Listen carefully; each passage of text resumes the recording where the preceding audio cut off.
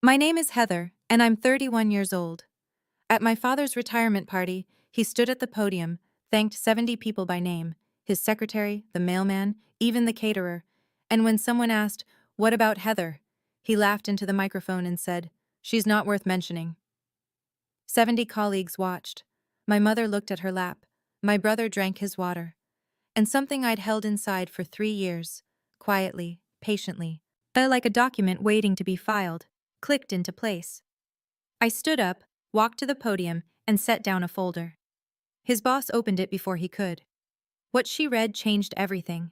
For him, for my brother, and for a bridge that 10,000 people cross every day. Before I go on, please take a moment to like and subscribe. But only if you genuinely connect with this story. Drop your location and local time in the comments. I love knowing where you're listening from. Now, let me take you back to the beginning. To a small town called Carver, and a little girl who kept taping certificates to a refrigerator that never wanted them. I grew up in Carver County, the kind of place where everyone knows your last name before they know your first. And in Carver, the name Anderson meant one thing. My father, Gerald, Director of Public Works, 35 years on the job. The man who approved every road, every drainage ditch, every sidewalk in town. He was important. Everyone told me so. My brother Kyle, 3 years older, was the proof. Dad brought Kyle to construction sites before he could tie his shoes. Introduced him at every county barbecue the same way. "This is my son. He'll carry on the family name." Kyle would beam, Dad would squeeze his shoulder, and I'd stand 2 steps behind, holding my own plate, waiting for my turn. My turn never came.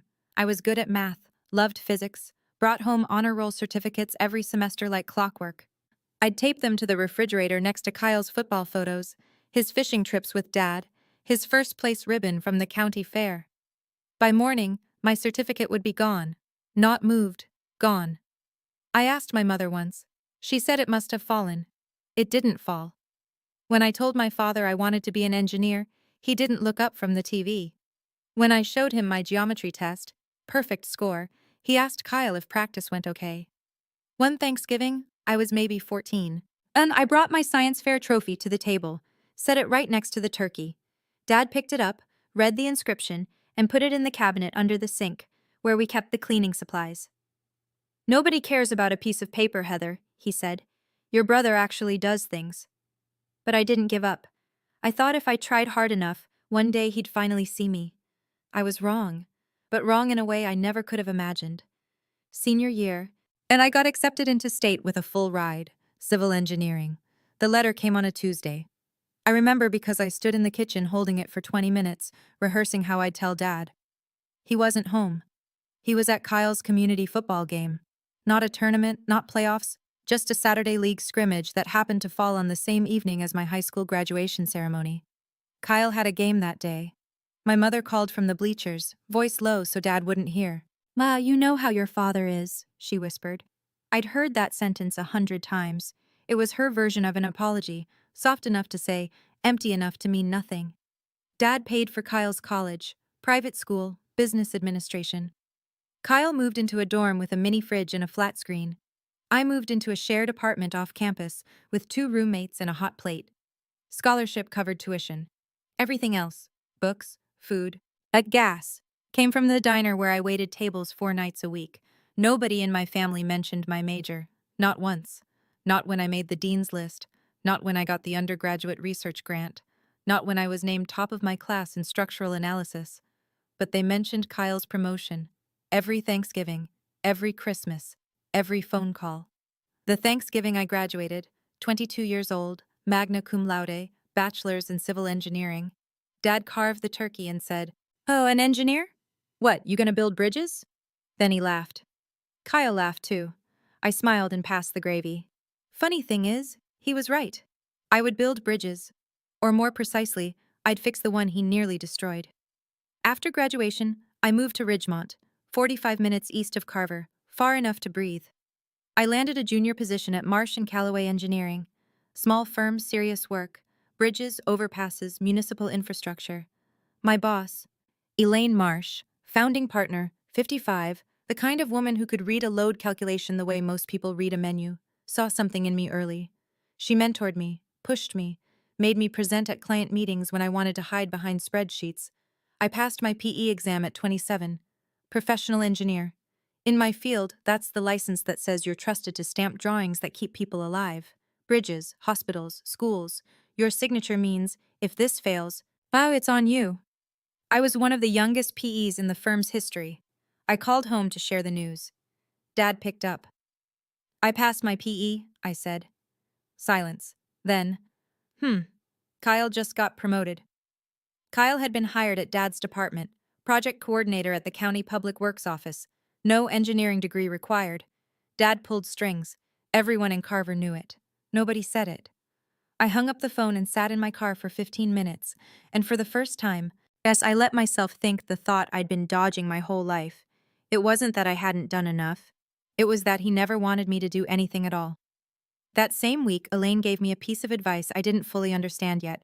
She said, keep a copy of everything you sign. Everything. Every drawing, every email, every revision. That's not paranoia. That's professionalism. I listened. I filed. I saved. I didn't know that 2 years later, that habit would change everything. 3 years before the retirement party, Carver County broke ground on the Millbrook Bridge. If you're not from around here, you need to understand what that bridge meant. Millbrook Road was the main artery connecting the north side of the county, 2 schools, the regional hospital, a senior living facility, to the highway. The old bridge was 60 years old, weight restricted, and groaning every time a school bus crossed it. Replacing it wasn't optional, it was survival. For Dad, but it was more than infrastructure. It was legacy, the biggest project of his 35-year career. He managed the timeline, the budget, the contractors. His name was on every press release. The county newsletter ran a photo of him in a hard hat, standing on the riverbank, arms crossed, grinning like a man who'd just been handed a trophy. Then the inspectors found the problem. The original structural design, done by Dad's in-house team, had a critical flaw in the load-bearing pylons. And under projected traffic weight plus seasonal flooding stress, the pylons would degrade within 5 years, maybe less. The engineering term is progressive failure. The everyday term is the bridge could collapse. Dad panicked. Not publicly, Gerald Anderson didn't panic publicly, but behind closed doors, I later learned, he paced his office for 3 days straight. If word got out that his signature project had a fatal design flaw before construction was even finished, his reputation was done. 35 years, erased. Margaret Holt, the county administrator, Dad's boss, ordered an outside consultant. Independent structural review, non-negotiable. I don't need outsiders telling me how to do my job, Dad told his team. But Margaret Holt wasn't asking, and the outside firm the county hired was mine. Elaine called me into her office on a Wednesday. She had the contract spread out on her desk, county seal, scope of work, deadline. A structural review and redesign of the Millbrook Bridge load-bearing system. You're my best on bridge structures, she said. This one's yours. My stomach dropped. That's my father's project. Elaine took off her reading glasses, looked at me the way she always did when she was about to say something I didn't want to hear. Your job is the bridge, not your father's ego. She was right. I took the assignment. 2 weeks in, I realized the problem was worse than the initial report suggested. It wasn't just the pylons. The entire beam linkage system was underspecified. Wrong steel grade, insufficient cross-bracing, load paths that would funnel stress into exactly the wrong joints. If they'd built it as designed, that bridge would have been a countdown. I redesigned the entire load transfer system. 6 weeks, 14-hour days. I ran simulations until my eyes burned. Hell, I checked and rechecked every calculation until the numbers sang. The fix worked. The bridge would hold. When Dad found out his daughter was the consulting engineer, that I was the one who'd found his team's mistakes and rewritten their design, he didn't thank me. He called me on a Saturday night, voice tight as a wire. You will not embarrass me, he said. Fix it quietly, and your name stays off everything. Not a request, an order. At the same tone he'd used my whole life. The tone that said, sit down, be quiet, disappear. I fixed it, and I stayed quiet. That was my first mistake. The Millbrook Bridge opened on a bright October morning. The ribbon-cutting photos made the front page of the Carver County Gazette. Dad stood center frame, shaking hands with Margaret Holt, beaming. Behind him, the bridge gleamed, concrete and steel, clean lines stretching over the river. My design, his photo. Within a week, Dad erased me. Thus not figuratively, literally. He sent emails to the project office. Remove all references to external consultants from the Millbrook file. The official report credited the redesign to collaborative in-house engineering. My firm's name vanished. My PE stamp? Nowhere. But the worst part wasn't the erasure. The worst part was what he put in its place. Kyle signed the final engineering drawing submitted to the state. Kyle Anderson, supervising engineer. His signature, his printed name, right there on the PE certification line. Kyle, who had a business degree. Kyle, who couldn't tell a shear diagram from a shopping list. Kyle, who didn't hold a PE license because he'd never taken the exam, because he wasn't an engineer. In every state in this country, signing PE documents without a license is a violation of the State Engineering Practice Act. It's not a gray area, it's not a technicality, it's fraud. Fraud on a public safety document. I confronted Dad privately. Yet just him and me, his kitchen, a Sunday afternoon. Dad, Kyle doesn't have a PE. That signature is illegal. He didn't blink. Mind your own business. Nobody asked you. So there it was, my choice. Speak up, destroy my family, send my father and brother into a legal nightmare. Stay quiet, become complicit in fraud on a bridge that school buses cross every morning. I chose silence. Because they were my family. Because I still believed that someday Dad would say thank you. 3 years passed. He never said thank you. He said something much worse, in front of 70 people. The invitation arrived in a cream-colored envelope. Heavy cardstock, gold lettering. You are cordially invited to celebrate 35 years of distinguished service. Gerald R. Anderson, Director of Public Works, Carver County. I held it for a long time. 3 years of silence. 3 years of watching Dad take credit for my work. 3 years of holidays where no one mentioned the bridge, and my career, or the fact that I existed in any professional capacity. And now, an invitation. My mother had called the week before. Your father would love to see you there, Donna said. Would he? I wasn't sure. But something in me, the same something that kept taping certificates to the refrigerator at 14, wanted to believe it. Maybe retirement would soften him. Maybe without the job, without the title, without the need to perform, he'd just be a father. My father. I drove 4 hours. Was bought a new blazer. Charcoal, professional, the kind of thing you wear when you want to be taken seriously.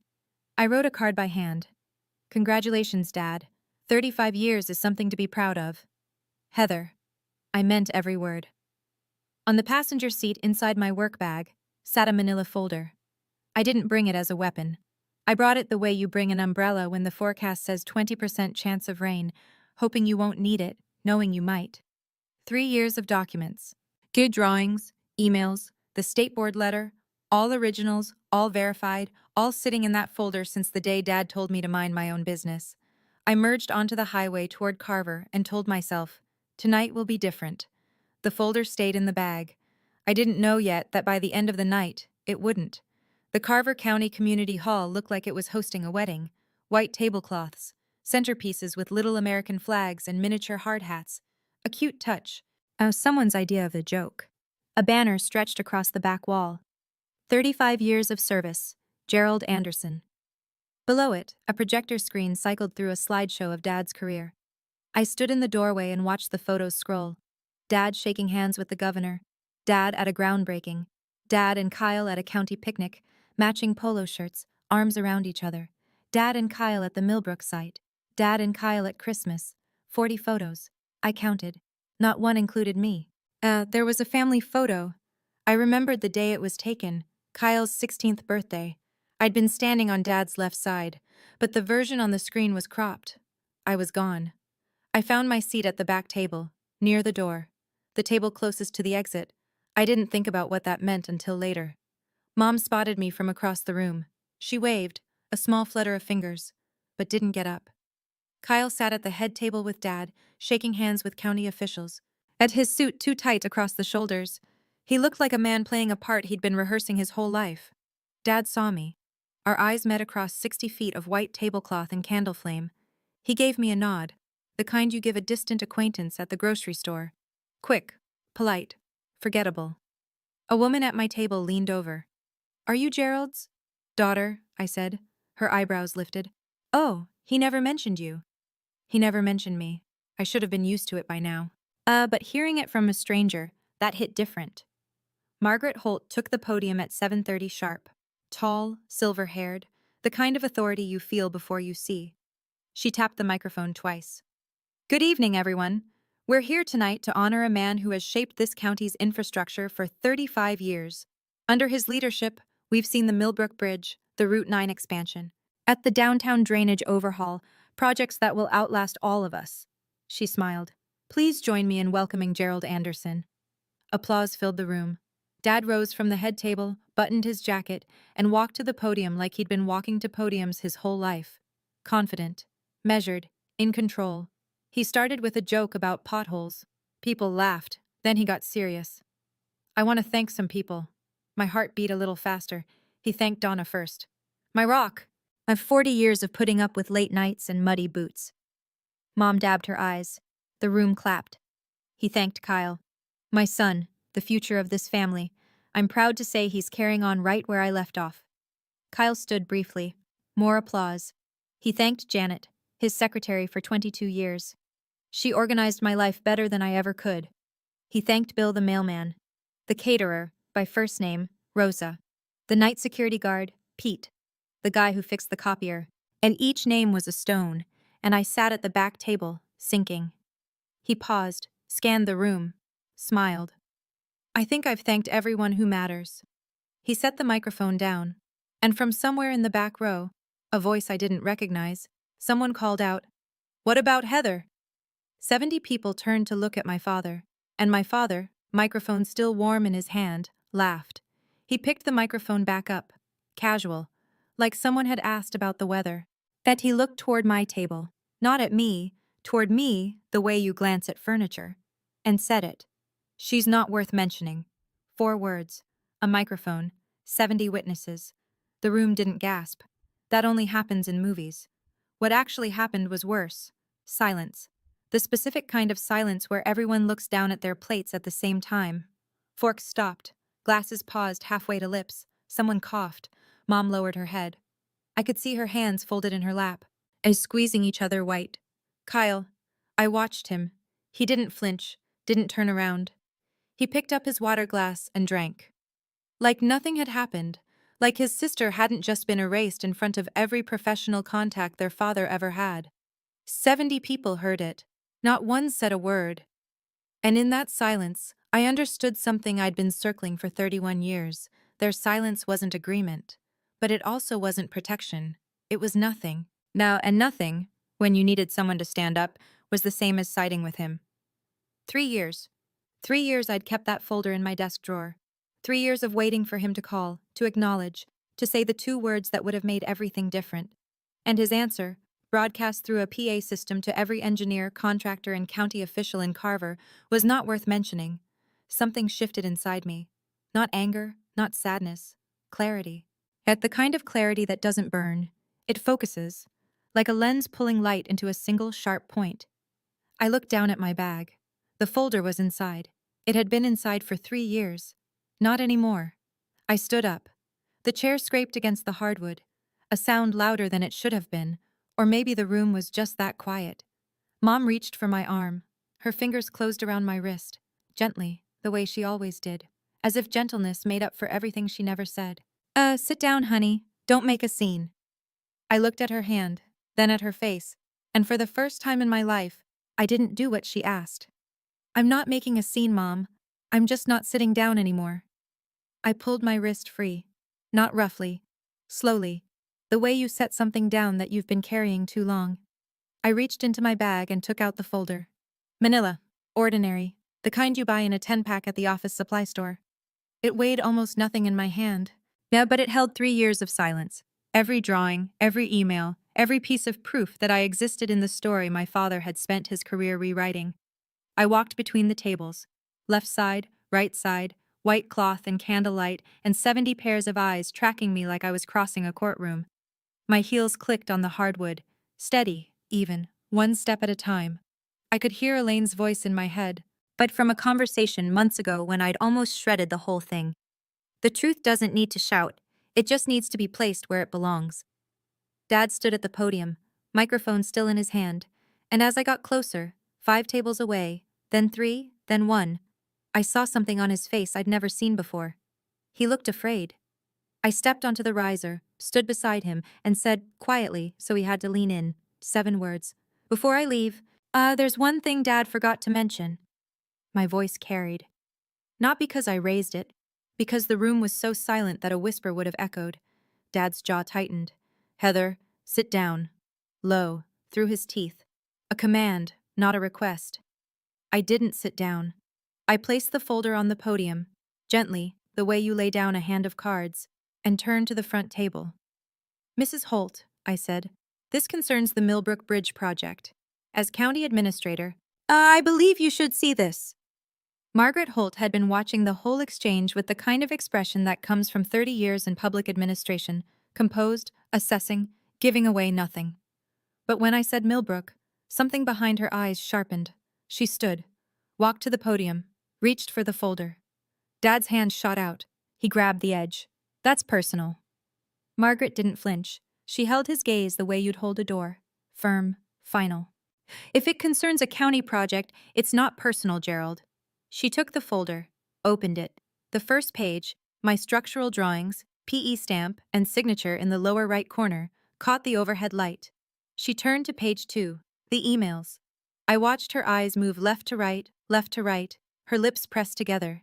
Page 3, Kyle's signature on the state filing. Supervising engineer. She looked up, and I'll never forget this. She didn't look at me. She didn't look at Dad. She looked at Kyle. And in that moment I thought, was this the right thing to do? 3 years I held this. 3 years I chose family over truth. If you'd been standing where I was, holding proof, watching your father laugh at your existence in front of 70 people, would you have opened the folder, or would you have walked away? Tell me in the comments. I genuinely want to know. Margaret turned another page, then another. Then she looked up at my father. And every trace of celebration drained from the room like water from a cracked glass. Dad snatched the folder from Margaret's hands. Papers scattered. 2 sheets slid off the podium and drifted to the floor like leaves. This is a family matter. His voice cracked on the word family. I'd never heard that before. Margaret's tone dropped 10 degrees. Gerald, those are county engineering documents with signatures I need to verify. Hand it back. He didn't. Instead, he turned to the room. 70 faces, some stunned, some confused, most very still, and did what Gerald Anderson had always done best. He performed. His shoulders softened, his chin dipped. When he spoke, his voice had the careful tremor of a man who's been wounded. Folks, I'm sorry about this. He shook his head slowly. My daughter has always had issues. She's been estranged from the family for years. We've tried everything.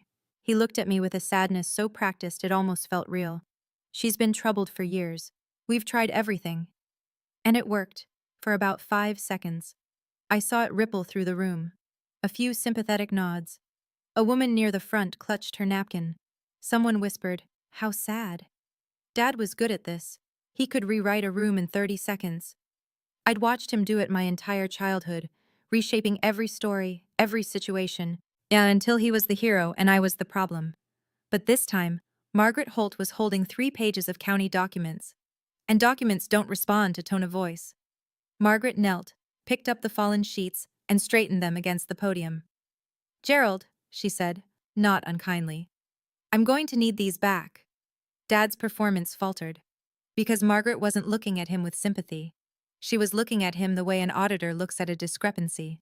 That Margaret took the folder back. This time Dad didn't resist. She read methodically. No drama. Just a woman doing her job at a speed that made the room hold its breath. First, my structural drawings. PE stamp number 47,832. My signature, Heather M. Anderson, PE, in clean black ink. Then, the emails, 7 of them. All from Gerald's county address to the project office. She read one line aloud. Not for theater. I think she couldn't help it. Remove all references to external consultants from the Millbrook file. She looked up. You told the board the redesign was done in-house. Dad's chin lifted. It was a team effort. Margaret turned the page. The state filing. The PE certification documents submitted to the State Department of Transportation. Kyle's signature. Kyle's printed name, the line that read Supervising Engineer, PE license number, and next to it, a number that didn't exist in any state registry. Jet Margaret stared at the page for a long time, then she turned to Kyle. He was still at the head table, napkin in his lap, looking like a man watching his own car slide off a cliff in slow motion. Kyle, Margaret said, calm as a doctor reading test results. Do you hold a PE license? The room shifted. Engineers in the audience, and there were several, sat up straighter. They knew what that question meant. Kyle's mouth opened. His eyes went to Dad, the reflex of a lifetime, the automatic search for someone to answer for him. But Dad was frozen at the podium, mic in hand, no script, no rehearsal. For the first time in my memory, Gerald Anderson had nothing to say. Kyle was on his own. Kyle's voice came out thin, stripped of the confident handshake tone he'd been using all evening. Dad told me to sign. I didn't know it was a problem. The whisper that moved through the room wasn't surprise. It was recognition. 70 people doing the math at the same time. Engineers, contractors, county officials. Every one of them understood what a PE signature meant, and every one of them understood what it meant when someone signed without one. Margaret turned back to Dad. Gerald, you were project manager? You supervised Kyle's involvement? Dad straightened, tried to recover. He was supervised. I supervised him. Margaret didn't blink. You're a project manager, Gerald. You don't hold a PE either.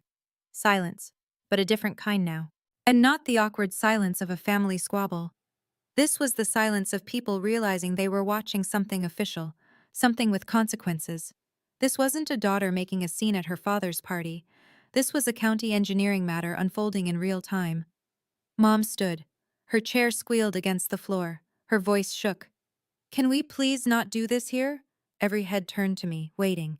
Yeah, and I said the thing I'd been holding for 3 years. The reason the folder existed at all. I tried doing this privately 3 years ago, Mom. Dad told me to mind my own business. Mom sat back down, slowly, like the air had left her.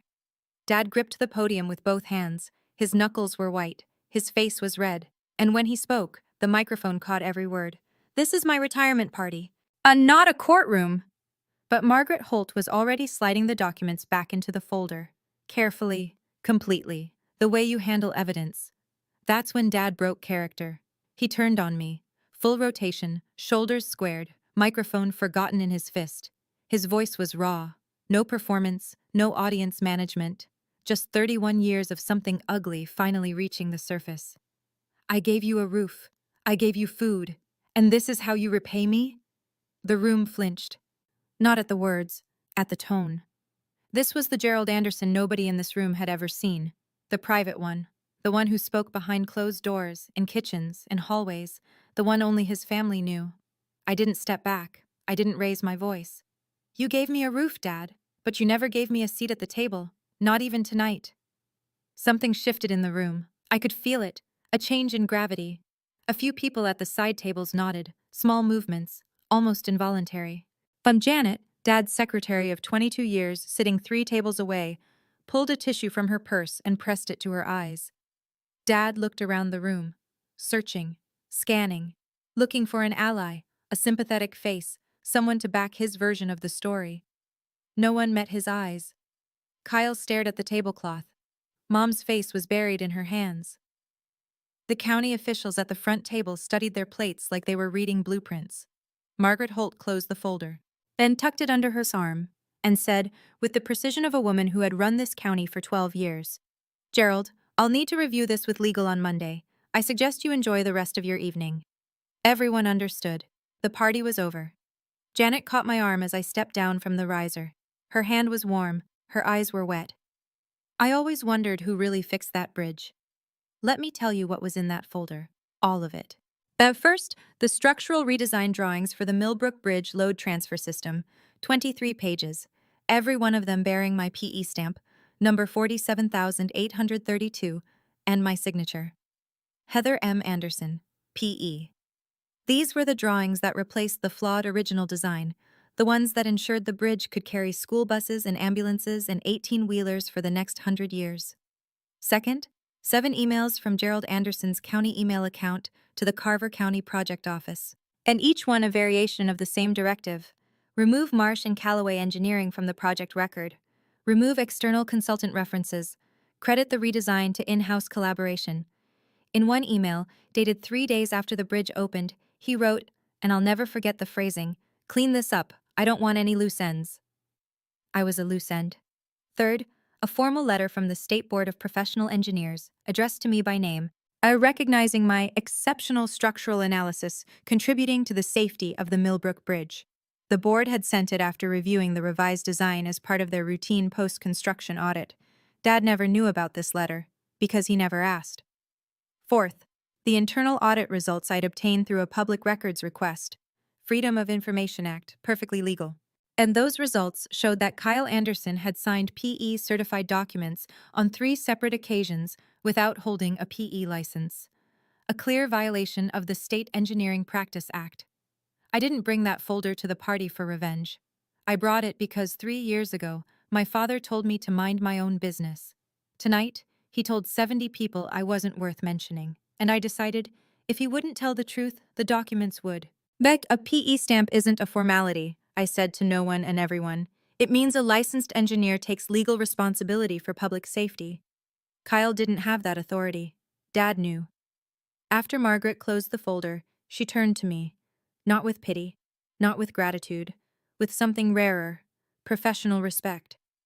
"Ms. Anderson," she said, "I wish I'd known this 3 years ago. Ms. Anderson, not Heather, not Gerald's daughter. Ms. Anderson, the way you address a colleague." But it was the first time anyone in that room had spoken my name like it carried weight of its own, separate from my father's. The ripple started slow. Tom Reeves, senior engineer in Dad's department, 30 years on the job, the kind of man who speaks only when he has something worth saying, pushed back his chair and walked over. He extended his hand. "The load transfer redesign," he said. "That was yours?" I shook his hand. "Yes." He held it an extra second. That was brilliant work." Behind him, 2 more engineers stood. One of them, a woman I didn't know, maybe 40, county ID badge on her lapel, said quietly, "I reviewed those drawings last year for the maintenance assessment. The shear wall integration was, I wondered who'd done it." Dad stood at the podium, microphone still in his hand. But the room had rotated, like a planet shifting its axis, and he was no longer at the center. No one looked at him. Kyle sat frozen, white-faced, his water glass untouched, sweating a ring onto the tablecloth. Mom pulled at my sleeve from behind. When had she walked over? Her voice was thin. "Please, let's just go home." I turned to her. My mother. The woman who'd spent 40 years translating Dad's cruelty into something softer, something survivable. "You know how your father is." I said, "I am going home, Mom. My home." And I meant it in every way a sentence can be meant. I picked up my bag from the back table. The blazer I'd bought for tonight, charcoal, professional, chosen with care, felt like armor now. I walked toward the exit. Steady. Not fast. Not slow. The way you leave a place you're never coming back to. Dad caught me at the door. He must have come off the riser fast, because he was slightly out of breath. His hand closed around my elbow. Not hard, but firm enough to stop me. "If you walk out that door, you're not my daughter anymore." The hallway was empty. But the main doors were open, and half the room could hear us. He knew. He wanted them to hear. One last attempt to make me the villain. I turned to face him. My father, 63 years old, 35 years of public service, a career built on the careful management of what people believed about him. I looked at his hand on my arm, then at his eyes. "Dad," I said, "I've been not your daughter my whole life. Tonight's the first time you said it out loud." His hand dropped. And I don't know what I expected. A retort, a denial, an explosion. But what I got was nothing. Gerald Anderson, the man who always had a speech, a redirect, a reframe, stood in the doorway of the Carver County Community Hall with nothing left to say. I walked out. I didn't slam the door. I didn't look back. The night air was cool. October. Crickets. The parking lot half full, fluorescent lights buzzing overhead. My phone vibrated before I reached my car. Down a text from a number I didn't recognize. Margaret Holt. "Can we meet Monday? There are things I need to discuss with you, professionally." I got in my car, turned the key, and drove. The highway was empty. 4 hours of dark road, white lines, the occasional pair of headlights coming from the other direction. I didn't turn on the radio, didn't call anyone, just drove. I thought I'd feel satisfied. The word revenge suggests something that tastes good, sweet, or at least sharp. But what I felt driving home that night wasn't satisfaction. It was emptiness. Not the bad kind, the clean kind. Like walking through a room you've finally finished clearing out after years of stepping around the mess. Around the 2-hour mark, I called Elaine. She picked up on the first ring, which meant she'd been waiting. "How do you feel?" she asked. I thought about it, really thought. Like I finally handed in the last report. She laughed, soft, knowing. At the laugh of a woman who had seen enough in 55 years to understand that some victories don't feel like victories. They feel like the end of something you didn't realize had been exhausting you. "You didn't burn the bridge, Heather," she said. "You just proved who actually built it." I smiled. First time in hours. The miles scrolled by. I thought about Dad's face when Margaret opened the folder, about Kyle's silence, about Mom's hand on my wrist.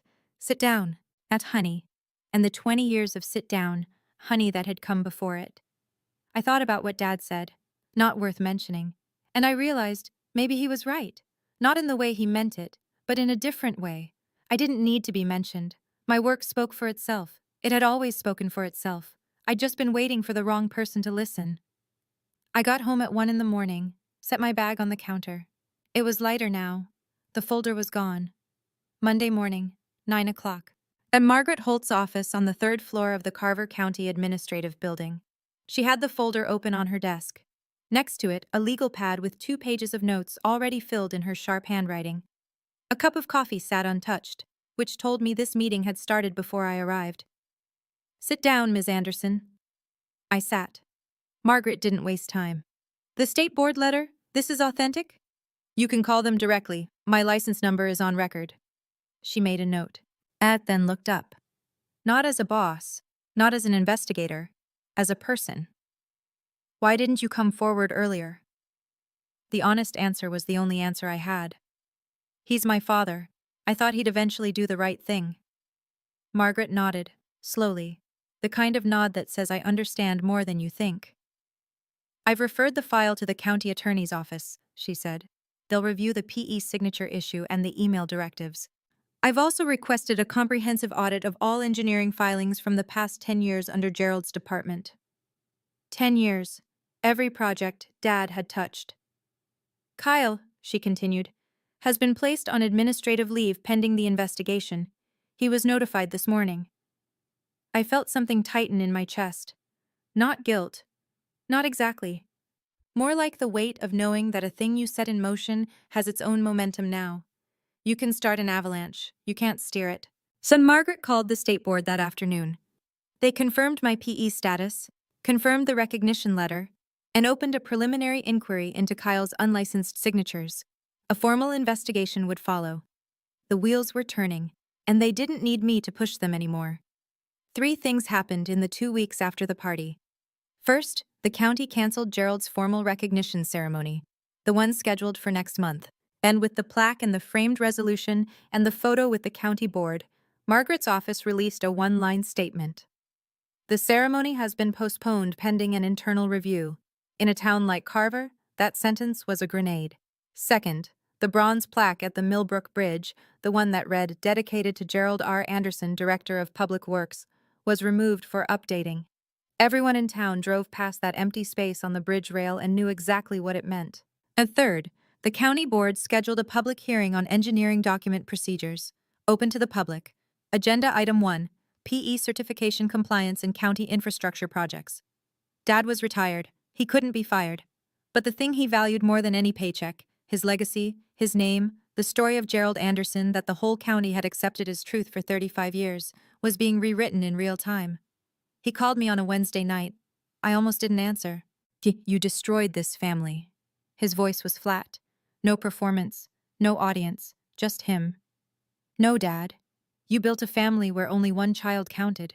I just stopped pretending I was okay with it." He hung up. Mom called an hour later.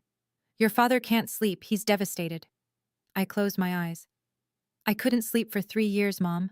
Did anyone call to ask about me?" Silence. The long kind. The kind where you can hear someone realizing that the answer is no, and that no is enough. She said, "I'll talk to you later, honey." She didn't call back for a month. Kyle called on a Saturday, late afternoon. The sun was going down outside my apartment window, and I was doing what I always did on Saturdays, reviewing drawings, drinking cold coffee, pretending the silence didn't bother me. His name on the screen made me pause.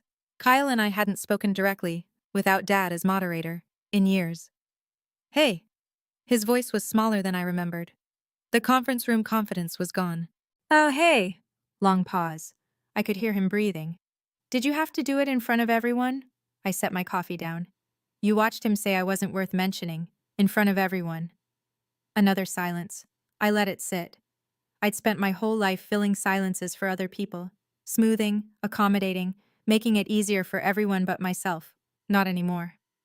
"I didn't know the PE thing was that serious," he finally said. "I know." That was it. I didn't accuse him, didn't lecture. I just confirmed what we both understood. Kyle hadn't known, because Dad had never told him, because Dad needed Kyle to sign without asking questions. "Kyle, hire your own attorney. Not Dad's, yours." "Why?"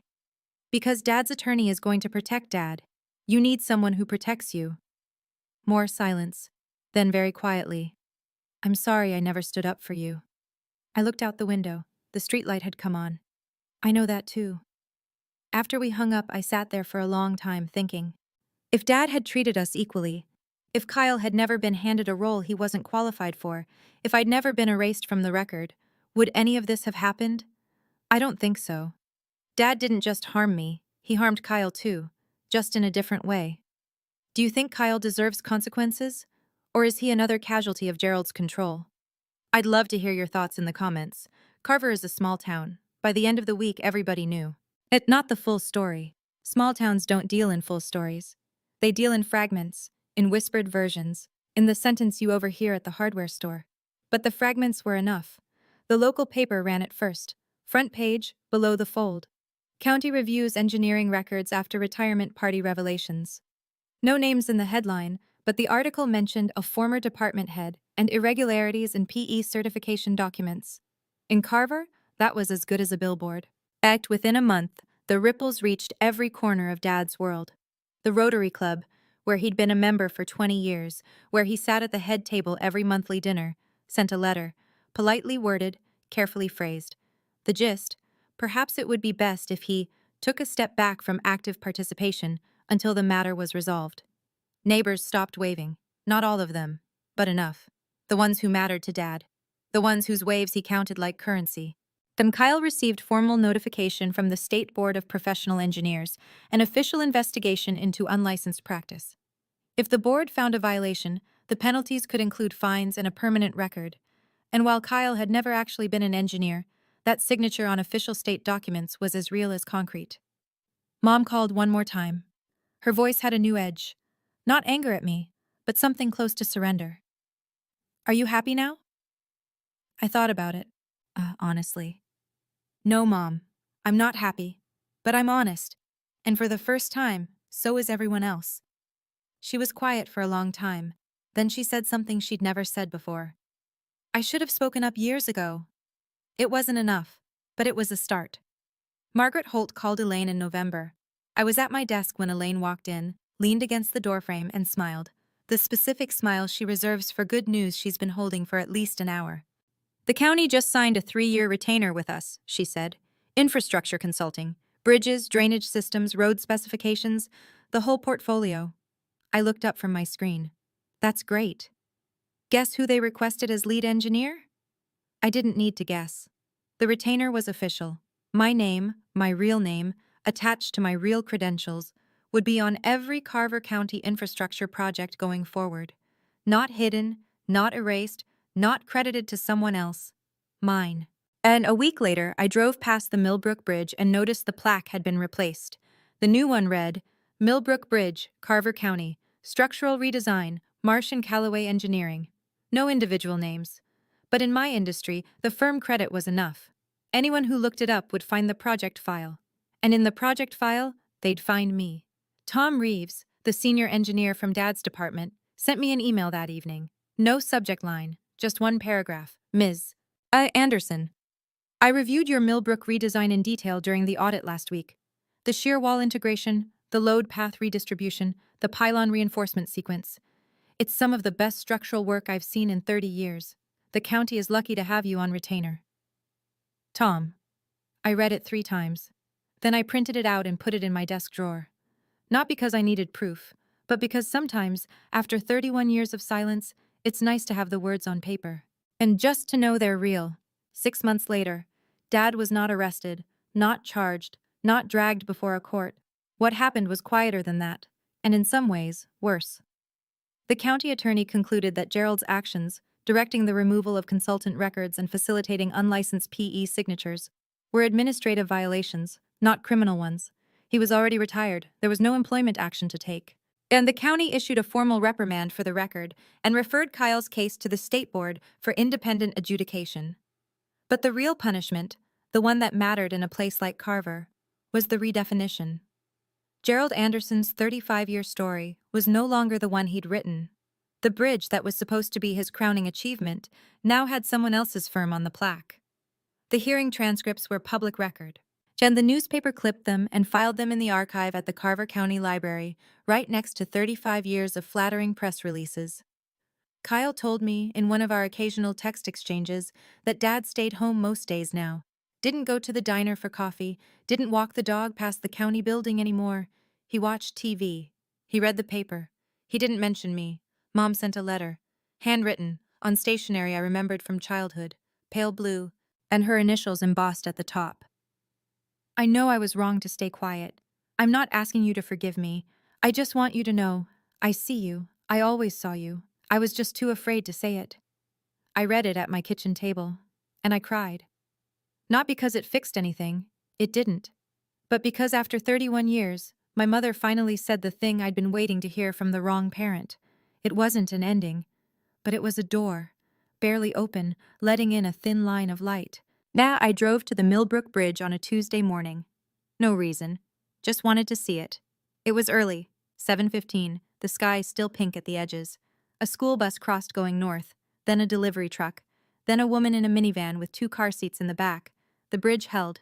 It didn't groan, it didn't flex. It carried them the way a bridge is supposed to, silently, invisibly, without asking for recognition. Nobody on that bus knew my name. And nobody in that truck had any idea who redesigned the load transfer system or spent 6 weeks running simulations until the numbers worked. They didn't need to know. They just needed the bridge to hold, and it held. I stood on the walkway and looked down at the river. The water was low, early spring, snowmelt still a few weeks away. The pylons I'd redesigned rose out of the riverbed like quiet sentinels. I don't tell this story so you'll think my father is a monster. He's not. He's a man who grew up believing daughters don't build things, and who spent his whole life making sure that belief didn't get challenged. He was wrong, but he was human. And there's a difference between understanding someone and accepting what they did to you.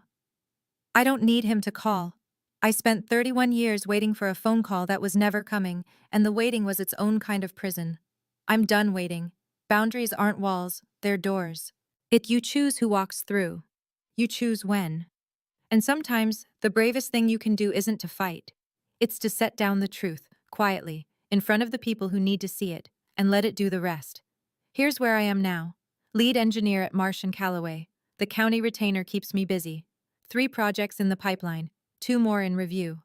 Elaine keeps threatening to make me a partner. I keep telling her to give me another year. My apartment is the same one. Small. Second floor, nothing fancy. My car still has 140,000 miles on it, but on the wall above my desk, framed, centered, lit by the window, is my PE certificate. First time I've ever hung it up. It seems like a small thing. It's not. Mom and I talk once a month. Short calls, light topics, weather, neighborhood gossip, the new bakery on Main Street. We don't talk about Dad. We don't talk about the party. But we talk.